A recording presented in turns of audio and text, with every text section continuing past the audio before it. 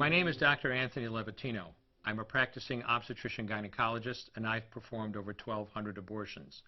Today I'm going to describe a third trimester induced abortion, which is performed at 25 weeks to term. At this point, the baby is almost fully developed and viable, meaning he or she could survive outside the womb if the mother were to go into labor prematurely.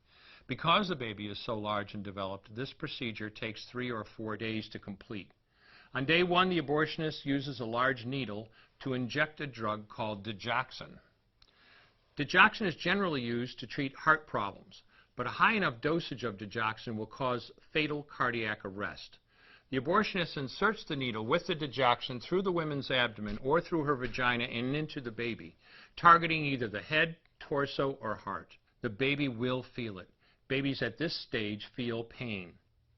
When the needle pierces the baby's body and the digoxin takes effect, the life of the baby will end. The abortionist then inserts multiple sticks of seaweed called laminaria into the woman's cervix.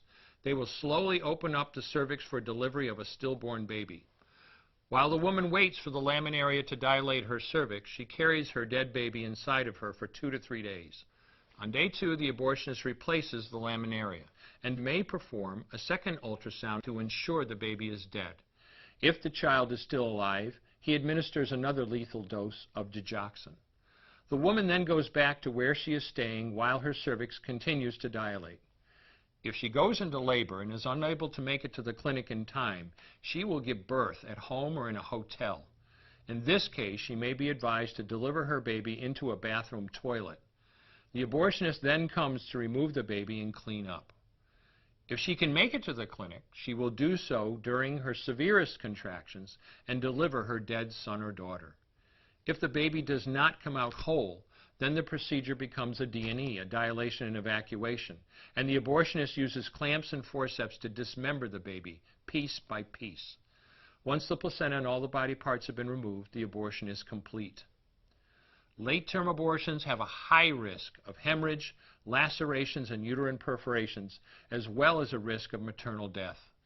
Future pregnancies are also at a greater risk for loss or premature delivery due to abortion-related trauma and injury to the cervix.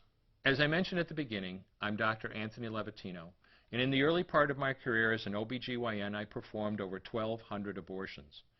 One day, after completing one of those abortions, I looked at the remains of a preborn child whose life I had ended, and all I could see was someone's son or daughter. I came to realize that killing a baby at any stage of pregnancy for any reason is wrong. I want you to know today, no matter where you're at or what you've done, you can change. Make a decision today to protect the preborn. Thank you for your time.